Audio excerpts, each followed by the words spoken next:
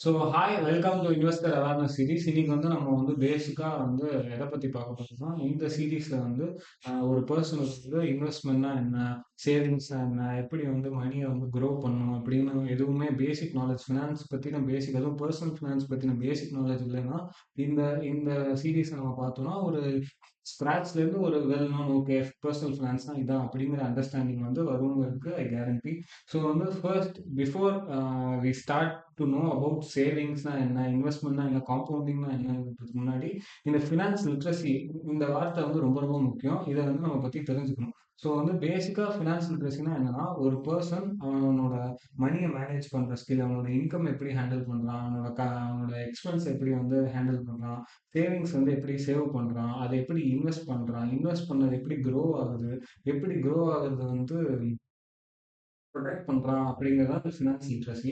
So பேசிக்கா நம்ம பார்த்தோம்னா, நம்ம வந்து தெரிஞ்சுக்க வேண்டிய விஷயம் என்னன்னா, ஸ்கூல்ஸ் அண்ட் காலேஜஸ் வந்து நம்ம 15 இயர்ஸா ஸ்கூல்ஸ் அண்ட் காலேஜஸ்ல வந்து நம்ம படிக்கிறோம். ஸோ வந்து அவங்க வந்து நம்மளுக்கு வந்து மேத்ஸ் சொல்லிக் குடுப்பாங்க, கெமிஸ்ட்ரி சொல்லித் தருவாங்க, ஹிஸ்ட்ரி சொல்லித் தருவாங்க. பட் வந்து எப்படி ஹவ் மனி ஆக்சுவலி ஒர்க்ஸ் அப்படிங்கிறது வந்து அவங்க நம்மளுக்கு சொல்லித் தர மாட்டாங்க. பேசிக்கா வந்து பணம் எப்படி வேலை பார்க்குதுன்னு நம்மளுக்கு வந்து சுத்தமா அந்த ஐடியாவே இருக்காது. நம்ம ஸ்கூல் அண்ட் காலேஜ் முடிக்கும்போது நம்ம வந்து ஜாப்ல போய் பிளேஸ் ஆகும். நம்மளுக்கு சேலரி கிடைக்கும். அந்த சேலரிய வந்து நம்மளால வந்து எப்படி வரும் மாசத்துக்கு வந்து ஒரு 50,000 60,000 வருதுன்னா, அந்த 60,000 என்னதான் வந்தாலும் கூட எண்ட் ஆஃப் த மந்த் வந்து வி ஸ்ட்ரகிள்.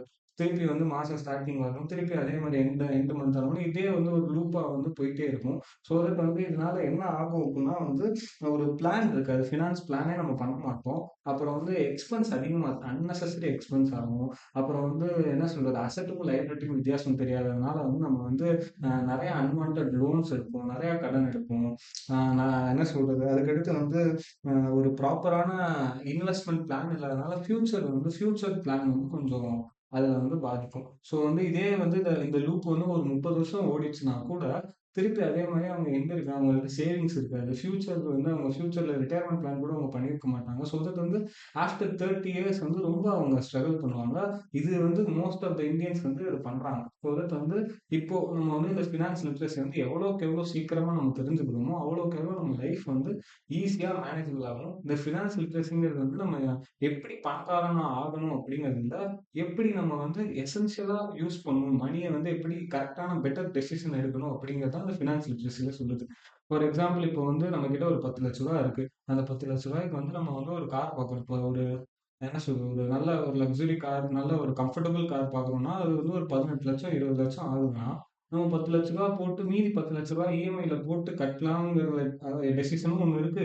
அதே ரூ. 10,00,000க்கு நம்ம வந்து மியூச்சுவல் ஃபண்ட்ஸ்ல வந்து ஒரு 5, 6 லட்சம் போட்டு மீதி ஒரு 2,00,000 வந்து கோல்டோ இல்ல வேற எதுலயோ பேசிக்கா நமக்கு தெரிஞ்ச இதுல போட்டு கூட மீதி ஒரு 1,00,000 வந்து எமர்ஜென்சி ஃபண்டா வச்சா கூட, அடுத்த 5 இயர்ஸ்ல நம்ம வந்து இந்த இஎம்ஐ போக நம்ம வந்து 10,00,000 போக ஒரு 22 எக்ஸ்ட்ரா 2-3 லேக்ஸ் வந்து இஎம்ஐ சேர்த்து கட்டுவோம்.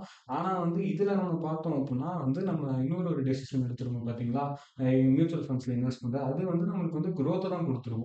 ஸோ தட் வந்து இந்த 2 டெசிஷன வந்து நம்ம இத தான் சூஸ் பண்ணணும், இத தான் சூஸ் பண்ணணும் அப்படிங்கிறது வந்து தெரியணும் அப்படின்னா, நம்மளுக்கு அதுக்கு இந்த ஃபினான்ஸ் லிட்ரஸி பத்தி நம்மளுக்கு பேசிக்கான நாலேட்ஜ் தெரிஞ்சிருக்கணும். ஸோ நெக்ஸ்ட் வந்து நம்ம பார்த்தோம் அப்படின்னா, எதுக்கு இந்த ஃபினான்ஸ் லிட்ரஸி வந்து ரொம்ப இம்பார்ட்டன்ட் அப்படின்னா வந்து, இப்போ மாடர்ன் ஃபினான்ஸ்ல வந்து நெறைய சேலஞ்சஸ் நம்ம ஃபேஸ் பண்றோம். இப்போ வந்து காம்ப்ளெக்ஸ் ஃபினான்ஷியல் ப்ராடக்ட்ஸ் பத்தி நமக்கு யாருக்குமே தெரியல. பட் இதெல்லாம் நம்ம லைஃப்ப வந்து ரொம்ப ஹெல்ப்ஃபுல்லா கொண்டு போகுது. இந்த ஃபினான்ஷியல் ப்ராடக்ட்ஸ்ல இப்போ மியூச்சுவல் ஃபண்ட்ஸ்ல இன்வெஸ்ட் பண்றதா இருக்கணும். அத பத்தின பேசிக் ஐடியா இல்லாததுனால, அந்த அந்த பெர்சன் வந்து அதுல இன்வெஸ்ட் பண்ண மாட்டேங்கிறாரு.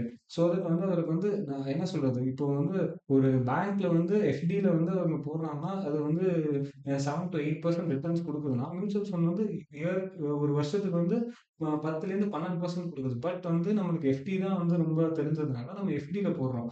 எஃப்டில போடுறதுனால நெறைய அட்வான்டேஜஸ் இருக்கு. பட் தேர் ஆர் அனதர் டிஸ்அட்வான்டேஜஸும் இருக்கு. இன்ஃப்ளேஷன் ரேட் இருக்கு. நம்மளுக்கு போட்ட பணம் தான் வருமே தவிர, பட் நம்ம மியூச்சுவல் ஃபண்ட்ஸ்ல பார்க்கும்போது அது வந்து காம்பவுண்ட் ஆகும். காம்பவுண்டிங்கிற ஒரு இது இருக்கும். நான் வந்து இப்போ வந்து உங்களுக்கு பேசிக்கா ஃபினான்ஸ் லிட்ரஸி தான் இந்த சாப்டர்ல சொல்லணும்னால, நான் உங்களுக்கு சும்மா ஒரு இன்ட்ரோ மட்டும் குடுக்குறேன். ஸோ இந்த காம்ப்ளெக்ஸ் ஃபினான்ஷியல் ப்ராடக்ட்ஸ் பத்தின அவேர்னஸ் இல்ல. அப்புறம் வந்து நெறைய ஃப்ராட் அண்ட் பான்சி ஸ்கீம்ஸ் இருக்கு. இப்போ சிட் ஃபண்ட்ஸ்லாம் பார்த்தோம் அப்டின்னா வந்து பார்த்தீங்கன்னா, மோஸ்ட் ஆஃப் த தமிழ்நாட்டிலயும் சரி, மோஸ்ட் ஆஃப் த இந்தியாலயும் சரி, சிட் ஃபண்ட்ஸ் வந்துட்டு ரெஜிஸ்டர்ட் சிட் ஃபண்ட்ஸே கிடையாது. அதாவது கவர்மெண்ட் ரெஜிஸ்டர்ட் சிட் ஃபண்ட்ஸ் கிடையாது.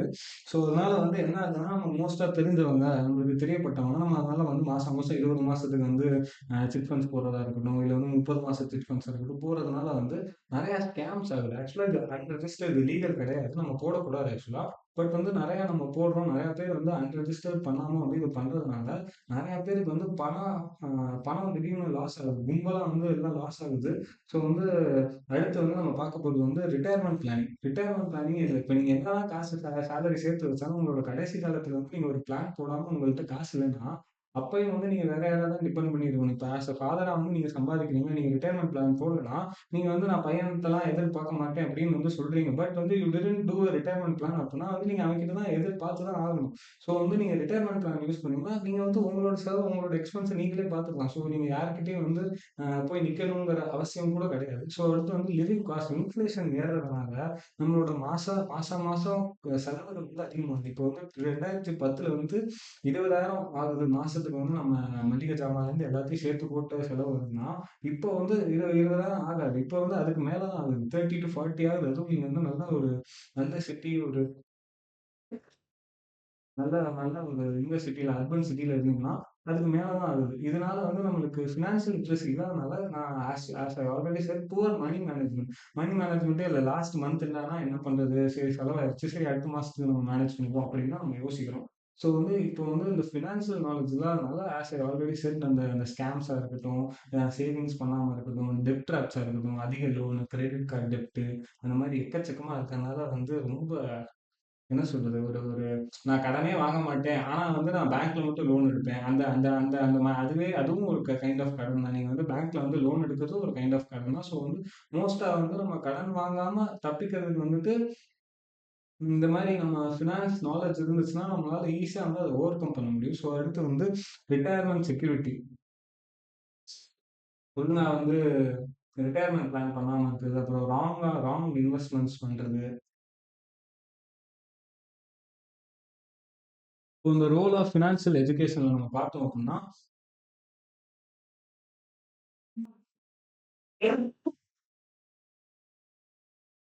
இப்போ அந்த ரோல் ஆஃப் ஃபினான்ஷியல் எஜுகேஷன்ல பார்த்தோம்னா, நம்மளால வந்து நம்மளோட இன்கம் வந்து மேனேஜ் பண்ண முடியும். நம்மளோட எக்ஸ்பென்ஸே வந்து நேரடியா நம்ம சார்ட் பண்றதுனால, நம்மளால நம்ம என்னென்ன செலவுகள், என்னென்ன இதுன்னு தெரியும். ஒரு அசெட் அண்ட் லைபிலிட்டிஸ் பத்தி தெரிஞ்சுக்கலாம். அப்புறம் ஸ்மார்ட் மனி டெசிஷன்ஸ் வந்து எடுக்கும். கிரிட்டிக்கலான வந்து இப்போ முன்னாடி அந்த கார் எக்ஸாம்பிள் தான். அதுல வந்து பெஸ்ட் டெசிஷன் எதுவோ அத நம்ம சூஸ் பண்ணுவோம். நம்ம இன்வெஸ்ட்மென்ட் ஆகட்டும் நம்மளோட இன்டெலிஜென்ஸ், இந்த லாஜிக் வந்து ரொம்ப வேலை பார்க்கும். அப்புறம் வந்து ஃபினான்ஷியல் வெல்பீயிங் நம்மளோட ஃபியூச்சர்ல நம்ம யோசிச்சு இன்வெஸ்ட் பண்றதுனால, நம்மளால ஃபியூச்சரே வந்து ரொம்ப அந்த பயம் இருந்துட்டே அடுத்து ஐயய்யோ! இப்ப வேலை போச்சுன்னா என்ன பண்றது? அந்த அந்த ஒரு பயம் இல்லாம ஒரு செக்யூரிட்டி நம்மளுக்கு வந்து கிடைக்கும்.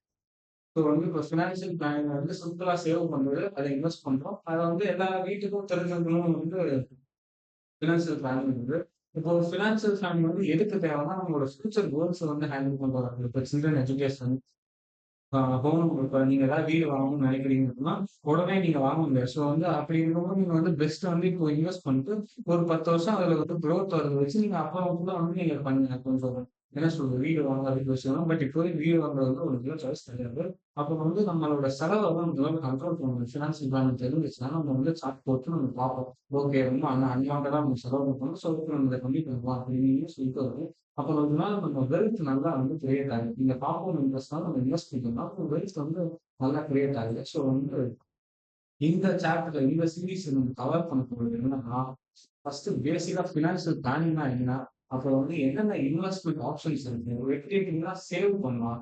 இன்சூரன்ஸ், பென்ஷன் பாலிசி, அப்புறம் ரிட்டயர்மென்ட் பிளானிங், ஃப்ராட் பிரிவென்ஷன், அப்புறம் டாக்ஸ் எப்படி சேவ் பண்றது? அப்புறம் இன்வெஸ்டரோட புரொடெக்ஷனுக்காக எல்லாமே இந்த சீரிஸ்ல வந்து நாங்க வந்து ஸோ வந்து இந்த அப்ஜெக்டிவ் இந்த இந்த இந்த பர்ட்டிகுலர் சீரிஸோட அப்ஜெக்டிவ் வந்து ஒரு மனுஷன் ஒண்ணுமே தெரியாது. இன்வெஸ்ட்மெண்ட்னால எதுவும் தெரியாது அப்படிங்கிற ஒரு பெர்சன் வந்து you are gonna make him okay this is personal finance. I know the basics of personal finance. என்னால பெட்டர் டெசிஷன் எடுக்க முடியும். அப்புறம் அந்த கான்ஃபிடன்ஸ் குடுக்கும். ஓகே அவன் வந்து மணி இன்வெஸ்ட் பண்ணா இது செக்யூர்டா இருக்கும். பிகாஸ் வந்து he knows about finance. So அதனால வந்து நல்ல லைஃப்பும் வந்து அவங்களுக்கு இம்ப்ரூவ் ஆகும். நான் அடுத்த மிக்சர் யாருமே எவன் ஒருத்தன் வந்து சுத்தமா தெரியாதவங்க கம்பேர் பண்ணும்போது வந்து okay I know about finance அப்படிங்கிற ஒரு அறிவு வரும். ஓகே சம்பரி வந்து நம்ம ஃபைனலா வந்து பார்த்தது வந்து தான் Okay, let's go with chapter 2 in next video.